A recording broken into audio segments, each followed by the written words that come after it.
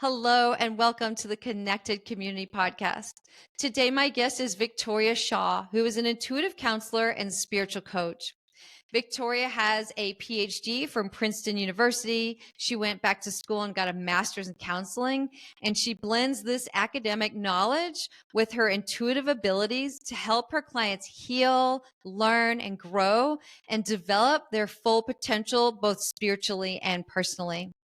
Today, we discuss the difference between an intuit, a psychic, a medium, and channeling. We talk about how we all have intuitive abilities and how to develop these abilities within ourselves and with our children. And we talk about the misconceptions within her field of work in intuition and how she developed those skills and how they evolved over time for her. This was a fun and fascinating episode. I encourage you to have an open mind, and I would love for you to share your thoughts. So enjoy today's episode.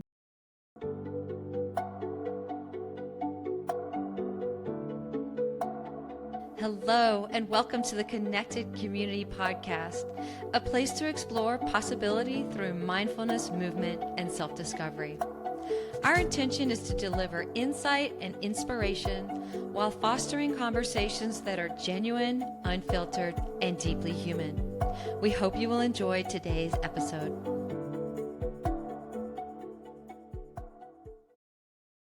Hi, Victoria. Welcome to the Connected Community Podcast.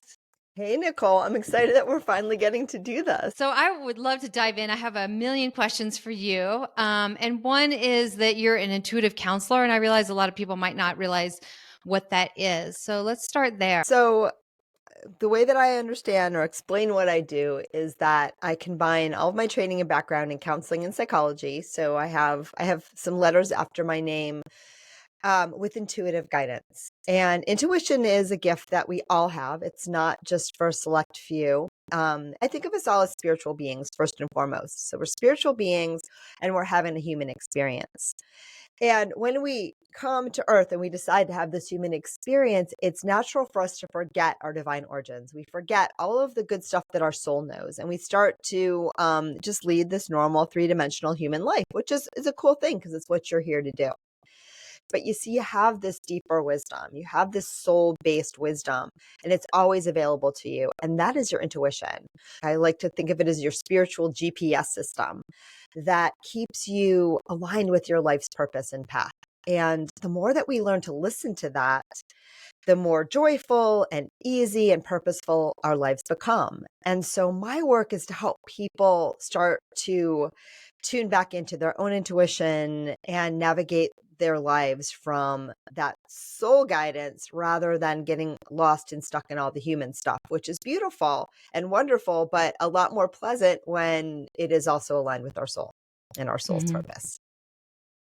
And I love your modesty with the letters behind your name because you did go to Princeton and you do have a PhD.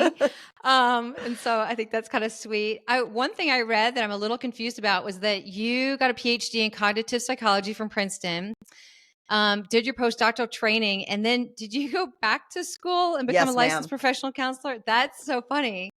Yeah. So my doctorate was in cognitive psychology, which is research psychology. And I was drawn to that career because of these big philosophical questions I had. And at the time I thought of them as philosophical questions because I didn't know about spirit yet. I wasn't raised in a spiritual background. I wasn't raised with any religion, but I was so fascinated by like, what's the relationship between our mind and our body? And what is, what really is consciousness? And so I went to grad school to pursue those interests. And instead, what I found myself doing is working in a lab. And I lost touch with my greater purpose. And it wasn't until around about 8 to 10 years later, when my intuition started to open up and I realized, oh, wait, that was spiritual questions that I was pursuing. And it was that great spiritual guidance that led me to that place. And I just kind of got lost in the human stuff. And so I did my PhD, I did my postdoc, and then I took some time off to raise my family because my passion was gone. And at the level that I was working, you don't work at that level if you don't have the passion for it. When you are working at the doctoral level at Princeton, you give your full life to that career. And I just wasn't feeling it. And it was in that process that I started to be introduced to all of these weird people that, were doing things like acupuncture. That was weird, or cranial sacral therapy, or energy healing. Oh my God, like what was that? Mhm. And a lot of them were very intuitive, and they kept telling me that I was very intuitive, and I started to listen. And when I started to listen, and when I made that commitment to awaken my own intuition, pretty much everything about my life changed, and it changed for the better.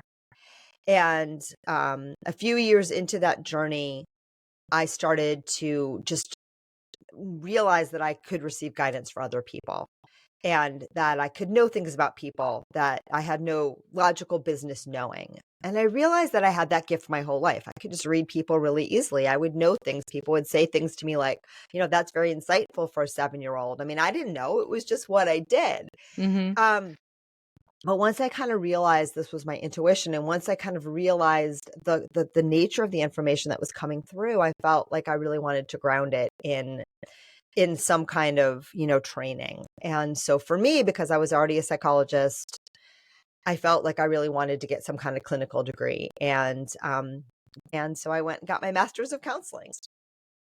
And when you started becoming aware that you had this gift and talent, and you started nurturing it, what did that look like for you?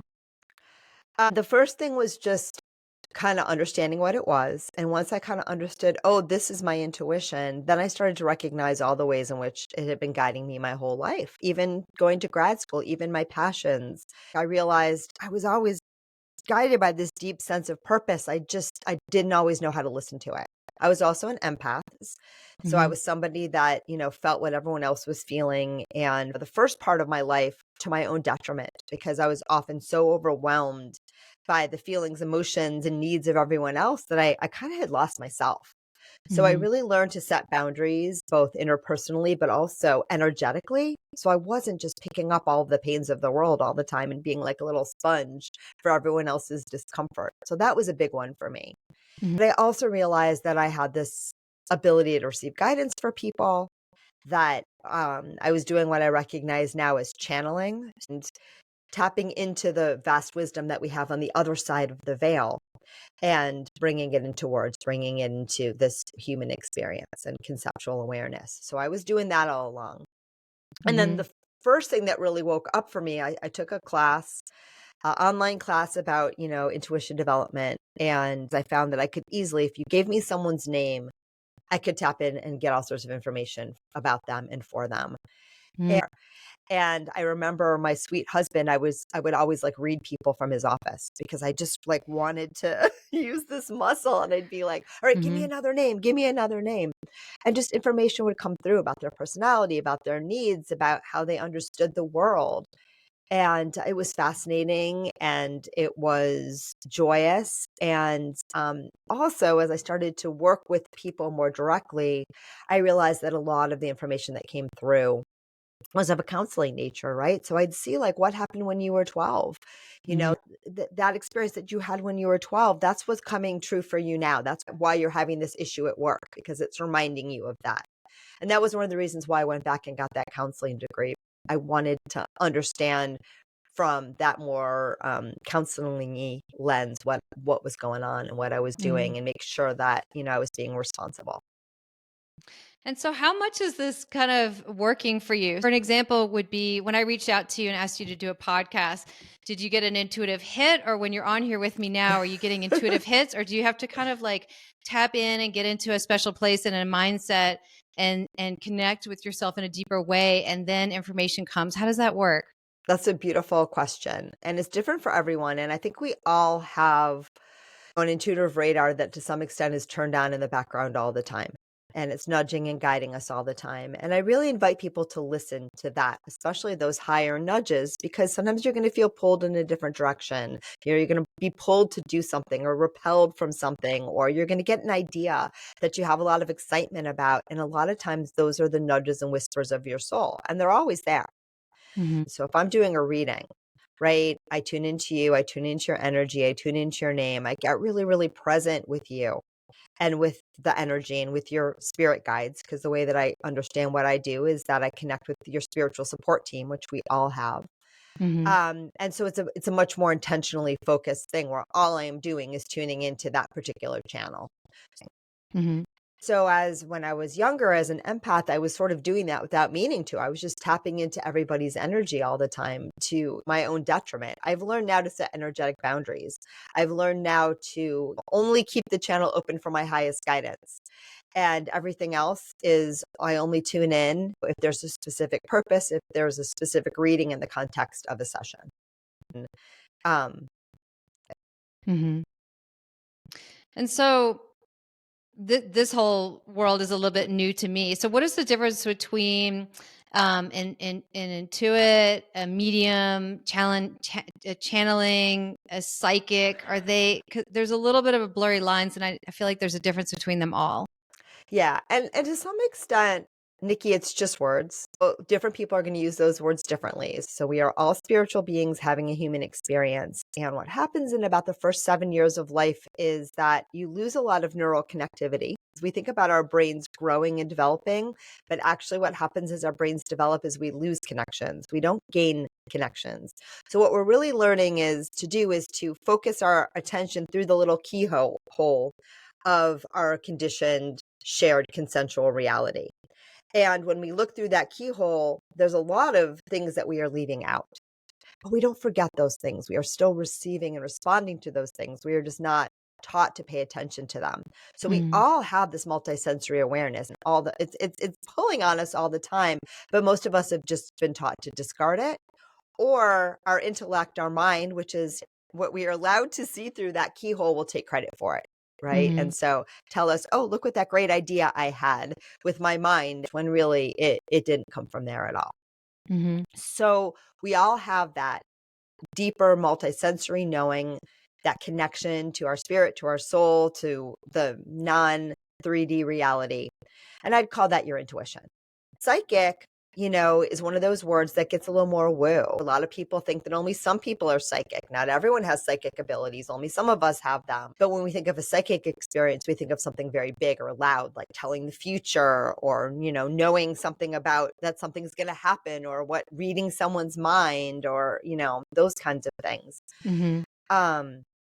Now, we all have those abilities too. We just don't all develop them. So I would say just the difference between intuition and psychic ability is just, the strength of it.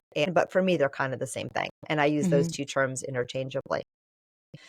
Mediumship abilities is where we can connect with spirit and spiritual guidance, or you can connect with loved ones who have deceased, because what happens is, though, we have a limited time here in this 3D physical human reality and human world and material world, our soul and our soul persists, and our spirit persists and never goes away. Your soul is eternal.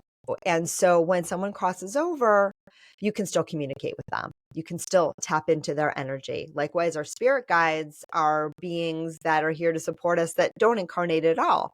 And so mediums have the ability to tap into and connect with spiritual beings and entities. Again, there are some people for whom this comes really naturally and normally, and there are some people for whom it's actually hard to shut down. I don't say it's for a chosen few. We all have those abilities. It's just about learning to do it more intentionally and recognizing that just for some people, it comes more naturally than others. But we're all doing it all the time, and we can all learn to do it more. Channeling, again, is that ability to receive guidance from the other side and bring it into the human plane. And that can be, some people are channels where they simply go unconscious and something speaks through them and they don't even remember what they said. That is not me. I'm always a conscious channel. But even like someone who's getting inspiration to write a beautiful song or a book or a novel is often channeling. They're often tapping into something greater than them, and then encapsulating that in words and concepts and music and sound. That's channeling too. So really, anytime that we bring our greater spiritual awareness into the human realm, we are channeling. I want to read something that you wrote on your website that struck me. You wrote, by surrendering to and bearing witness to our pain, we transform ourselves and our lives. For me, learning to connect with my inner wisdom meant working through the layers of sadness and grief I had accumulated based on my own not so perfect childhood. It involved healing and accepting the parts of myself that were still hurting, as well as questioning many of the truths I'd been taught over the years and letting go of the beliefs and expectations of others so I could learn to embrace the wisdom of my own heart.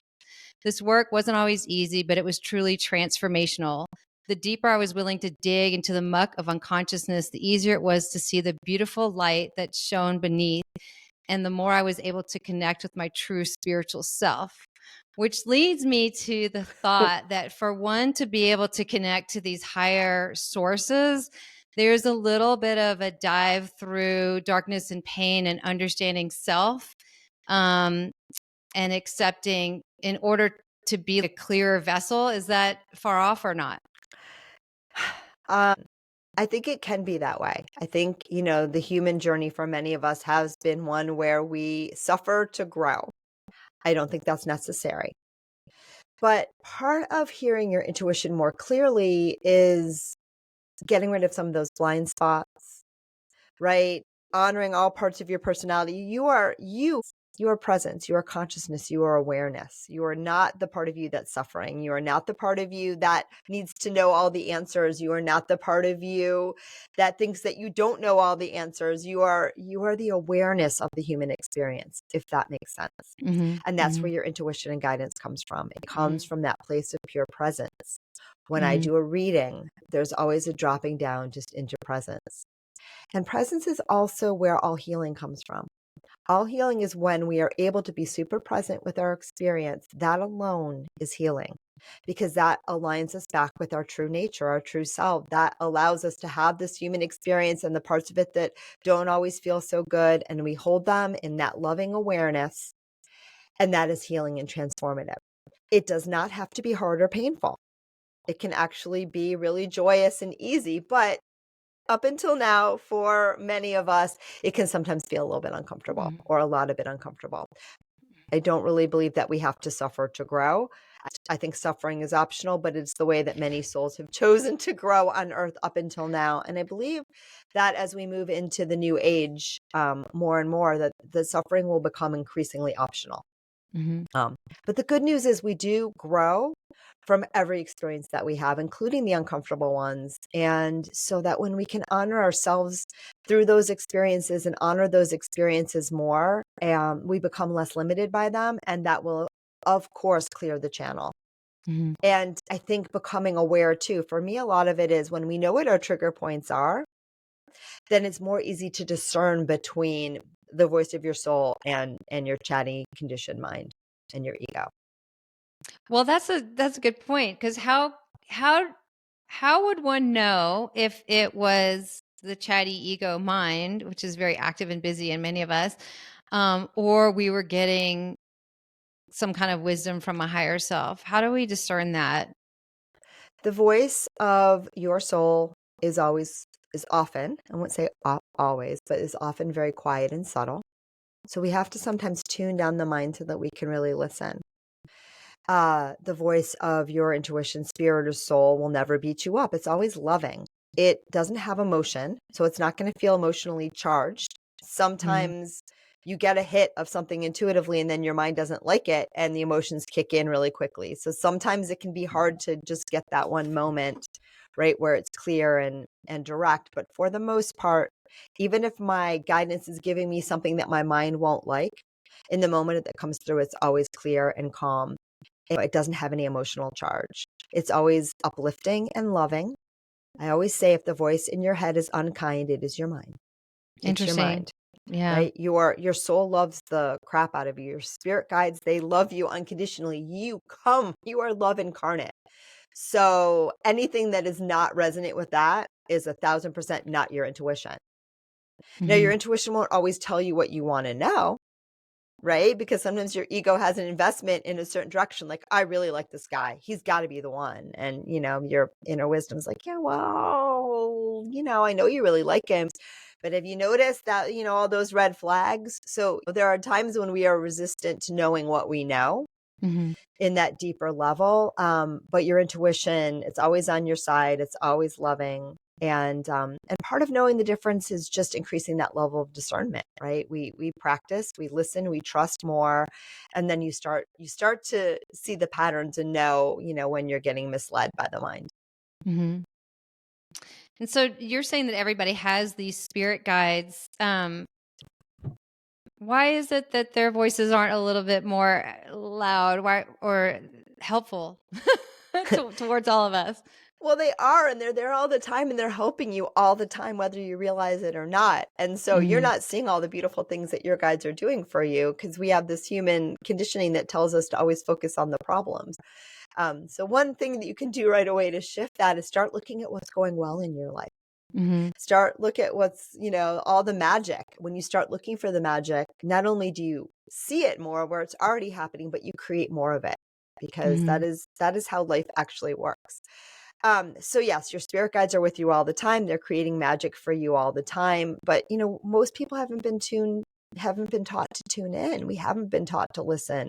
A lot of people don't even know that this form of guidance exists, or we just wait until that moment, when we're on our knees and we're like begging for some kind of support, and we're like, anywhere, please help me, and that's the first time we even ask. And by then, sometimes we're so worn down and so upset, they can't even get through to us. But they're always working on your behalf. And again, we all have the opportunity to communicate with them and to learn how to do that more. And to some extent, just like your intuition, it's happening all the time. It's just learning to do it more intentionally. Mm-hmm. And I found for me, meditation is a really good tool to quiet my mind so that it's not interrupting so much. Yeah. It's Yeah. not getting in the way so much.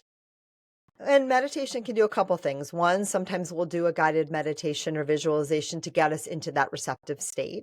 And a lot of things like hypnosis gets you into, can get you into that more receptive mind quiet state, super conscious state. Meditation for sure, guided visualization, and even some therapy treatments like EMDR, or some somatic therapies that get you into your body and the wisdom of your body. All of these things help quiet the mind and tap into our higher wisdom. So that really works. And then the other thing that meditation does for you, because a lot of times we don't actually try to tune into our intuition when we're meditating, because we actually just want to be quiet and still, Mm-hmm. is it strengthens that stillness muscle. It teaches us what our spirit soul feels like, which is just that pure presence. Your intuition or your higher guidance is like the sun, Yeah. going through that beautiful clear sky, and your thoughts are like the clouds. And so when you meditate, you know what it feels like to bask in the sun more. And then it's easier to find it even on a cloudy day and to remember that it's there. Mm-hmm. Yeah. Yeah. What are like the biggest misconceptions that you find when people meet you about your work? I think by the time people get to my office, they pretty much have an idea of what to expect because they've been listening to my podcast, or, Mm-hmm. a friend has recommended them. So usually by the time someone gets to me, I have the beautiful gift of getting to preach to the choir, which is exactly how I like it. But other times, I think a lot of people confuse psychic with future telling, which is not something that I usually do. Mm-hmm. Very occasionally, that's a thing that happens, but it's not a big part of how I practice. I don't find it very interesting. I think that a lot of times when someone wants to know the future, they want reassurance, right? Or they Mm-hmm. want to control life. And I'm all more about flowing with life. And so my guidance will often tell you what you need to know now to navigate and to create the future that you so desire, rather than having the exact knowledge that this will happen at this particular time. Mm-hmm. I'm more about receiving guidance for people to navigate in the now. Um, and again, I think another misconception that a lot of people have that we've already hit on is that, I have your answers for you and that you don't have them for yourself. And like I said, everyone has intuition. And I think sometimes it's just great to hear a guidance out of someone else's lips, because there's so much noise internally in our minds that when somebody else says it for us, it gets our attention. And then we can tune into our very own intuition and say, oh, yeah, that feels right. That resonates. Mm-hmm. And I always tell people when they come for a reading with me, the first thing I say is my job is to give your guidance back to you.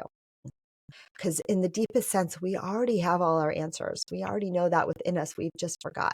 And the human journey is about remembering little by little again what we already know. And so I often tell people, like, I am the conduit and channel for you to hear your guidance. I'm your soul speaking back to you. And so you're in the driver's seat to see what resonates and to see what fits. But I always invite you to every bit of information that is thrown at you to tune into yourself and say, does this fit? Does this feel right? Does this resonate? And if Yeah. not, let it go. Let it go. If it's something that you're resisting that is meant to come and be yours, it will come again. Don't worry. But for the most part, like, you know, deep inside what your truth is. And you don't want anyone to take that away from you and say they have your answers. Yeah. I mean, I understand the ability to tap into our own intuition. But what you're doing after listening to your podcast is much more than that. And it's crazy because you're tapping into other people's reality and telling them things that there's no way a stranger would know. You have a knowing about what's going on with them and their life and their situation, and able to provide guidance in that direction. And I think that's so fascinating. I don't think that everybody has that skill. Yeah, I mean, again, I think that we all have gifts. Everyone has gifts, and I definitely honor and love mine, and I love sharing those gifts with others, and I love developing them and watching them grow. But we all have gifts. We really do. And I honor what I bring to the table, but I also say, sometimes we have this idea, wow, I went to a psychic and they knew all this stuff about me, so everything they say must be true. Mm, And psychic is it's a trick. It's a parlor trick. And, we can use it for good and we can use it for meh, and there are some people that, are able to read your mind, read your energy, get lots of information, and they're not super tapped into their highest guidance. Right. So again, it's always up to you to see what resonates. And look, I always set the intention before every session to tune into my client's highest guidance, to be a clear channel, to communicate it, and to align with the highest and greatest good. mhm, And even then, I'm a human being. I'm not going to get everything right.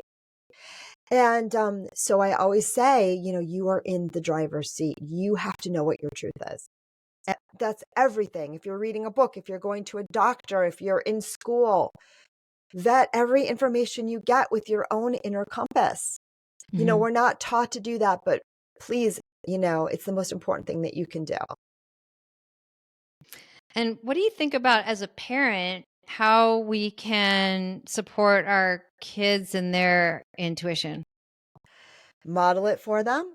The more that they see you tuning in and tapping in and listening, the more it becomes natural and normalized for them. Also, listen to them more deeply. So Mhm. often our kids will come and they'll have an intuition about something, or they'll say, "Mommy, are you upset about something?" Or, they'll want to do something, they'll feel called towards something, and then we either shut them down, right? Maybe I'm upset, but I don't want you to know I'm upset. You don't have to tell them everything that's wrong with you, but you can say, "Yeah, Yeah. something did upset me. I'm okay. I got this, but thank you for noticing that, and I'd love to have a hug right now." Right? So we honor and validate their intuitions, and we listen to them more. We listen to them more. We become more present with our children, and we don't just brush them off or ask them 1,000 questions that get them back into their mind, but we ask them questions that keep them connected with their soul. Like, tell me more about that. What are you Mhm. feeling right now? What do you think is going on? Right? How can I support you with that? These are all the kind of questions that keep your child tapped in to what they already know. Mhm. And then it's important to have a language, have some verbiage for them, talk about vibes or your intuition or your inner knowing, model it for them, but also have some verbiage too for them so that it doesn't shut down. Yeah. But nowadays, so many of my clients are asking those questions. They want to keep intuition alive for themselves and their children. And there is that frame of reference. And there are those conversations about at home about, your spirit guides and your intuition. And when we do that, we keep it alive. We keep it Mhm. alive. And so we give our children the opportunity for that not to shut down for them the way it has for so many of us. Yeah. Yeah. Nurture that in them. Hmm. Yeah. My last question for you is, what is the role of dreams? Dreams are a beautiful space because it's when our soul travels back home and reconnects to all that it knows. And sleep is a great time too because your mind is not involved. So, you will remember your dreams through that filter of your mind and your conceptual awareness. But when you are dreaming and having that experience, your mind is out of the way. And so many, many, many, many people receive guidance that way. They receive healing that way. And we can learn to do it more intentionally if you set an intention before you go to bed and, wake up and record your dreams. And I What would find now I remember my dreams very vividly, and I'm also a lucid dreamer. So I've been doing this for a while, and I know how to work with the energy of my dreams, but we can all learn to do that. And for some people, dreaming is one of the strongest conduits for them for hearing your inner guidance. So if that sounds like you, if you've had prophetic dreams, or if, you have very vivid dreams, that's a great place for you to start to hear your guidance. and nightmares too, like learning from those? How do we sort out the lessons or information in there? The guides say that nightmares are usually a way of processing stuff that's happening in your daily life on the other side and in your dreams. And so they're rarely messages, although sometimes they can give us some 411 about what's going on in our lives, right? Especially the repeated ones. Sometimes too, our nightmares are past lifetimes. They're past lifetimes that are kind of showing us that something about them is bleeding into our present life now. So I work with a lot of kids and actually wrote a whole book for parents and kids around sleep and dreaming, and nightmares are one of the things that we address, how to handle a nightmare when you're having it, and it works for kids or adults. A lot of times if you wake up from a nightmare, calm yourself, of course, and then think for a little bit about how you'd like to solve it, how you'd like it to go instead.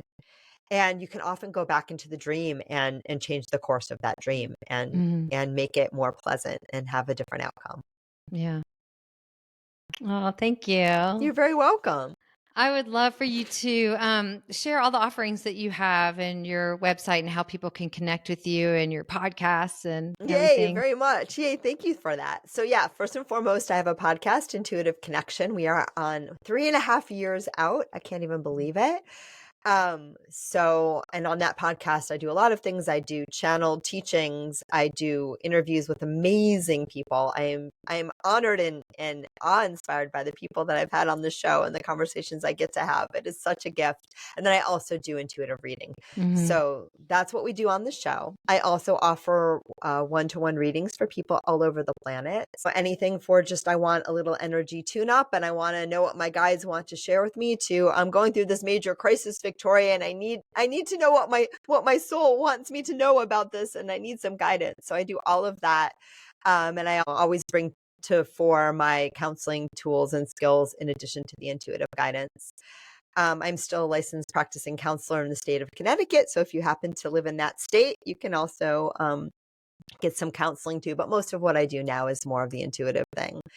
And then I have a number of classes. I teach all the time. I love teaching. And my newest baby is my membership community, which is the Intuitive Connection Premier Community, where I do live teachings, because a podcast is a beautiful thing, but you don't get to ask questions. You don't get that feedback. So we discuss and riff off the topics covered in the podcast. And then I also do group readings and Q&As. And that's really fun. And it's a great way to connect with me at a super reasonable price point. And then I have a Facebook group, Intuitive Connection Community, and we discuss a lot of the stuff covered on the podcast, and some of our guests will come on, and I do mini readings. So we have a lot of fun there too. And that one's completely free. So if you're on Facebook, come check us out there. Awesome. And I'll put all the links in the show notes. Yay! Yeah. Thank you so much. This was such a fun conversation. I'm glad we got the new mic and we got it working. I know, me too. Thank you so much, Victoria. I appreciate it. Thank you for listening to the Connected Community Podcast. If you enjoyed today's episode, please like, share, and subscribe.